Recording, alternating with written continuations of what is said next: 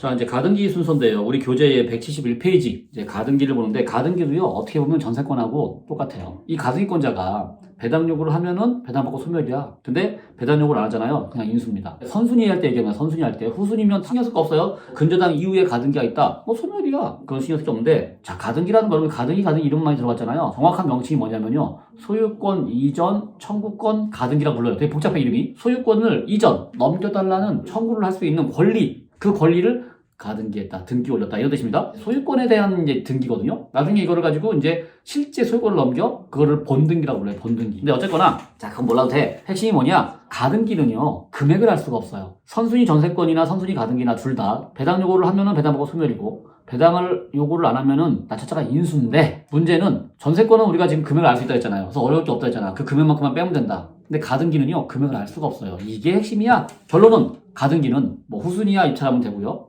선순위인 경우에는요, 배당 요구 안 했으면 입찰하지 말자. 배당 요구를 한 경우만 입찰을 하자. 이런 얘기인 겁니다.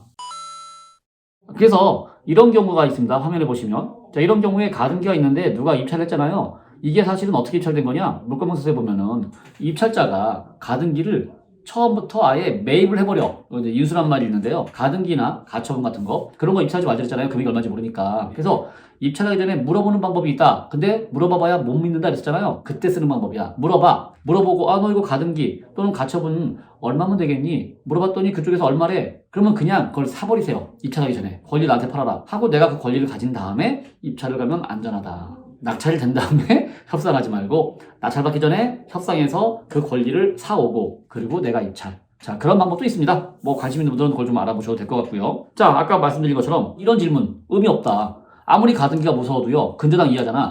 근저당 이하면 다 소멸이다. 이런 얘기 했던 겁니다. 끝이야. 이게 다예요. 드디어 말소기준 권리의 마지막 순서까지 왔습니다. 말소기준 권리 중에 마지막 순서, 경매 기입 등기라는 게 있습니다. 자, 이게 뭐냐면요, 등기상에 저당권도 없이, 압류도 없이, 또는 전세권이나 가등기도 없어. 그런 것도 없이 경매가 막바로 뜨는 경우가 있어요. 뭐 가끔은 가처분 다음에 경매가 뜨기도 해요. 자, 이렇게 아무런 말소기준 권리가 적을 만한 권리 없이 막바로 경매가 뜬다?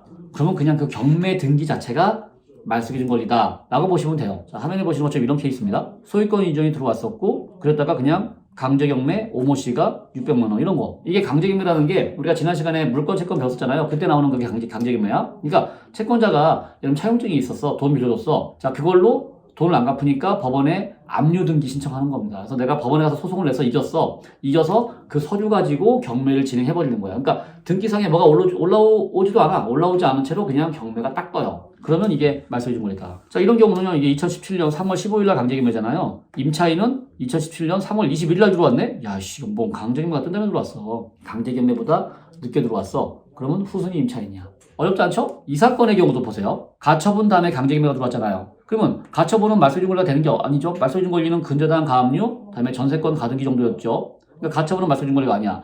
강제경매가 말소기준 권리야. 고로 이거는 가처분이 뭡니까? 이게 바로 선순위 가처분이 되는 거예요. 강제경매 위에 있으니까. 즉, 이 가처분이 인수다. 근데 이 가처분이 얼마냐? 가처분이 얼마인지는 몰라요. 물론 여기 물권명세서에 보면 이 가처분이 30억으로 돼 있거든요. 30억. 그러니까 내가 인수하는 거야. 30억을. 말이 안 돼. 그래서 미납했었는데, 나중에 세월이 한 2, 3년 지난 다음에 다시 경매가 나오고요. 이게 낙찰이 됩니다. 그래서 낙찰이 됐길래 제가 궁금했어요. 이게 왜 낙찰이지? 하고 경매 사건을 다시 알아봤더니 등기상의 가처분은 가압류의 오타였다라고 이제 물권명세서가 바뀌었습니다. 이제 가압류야. 가처분이 아니라. 자, 그럼 가압류면 가압류가 말소기준 권리죠. 고로 가처분이 가압류로 바뀌면서 권리관계가 깨끗해졌다. 이런 얘기입니다. 자, 이렇게 해서 말소기준 권리 5개까지 봤고요. 다시 이어서 또 다음 얘기 하도록 하겠습니다.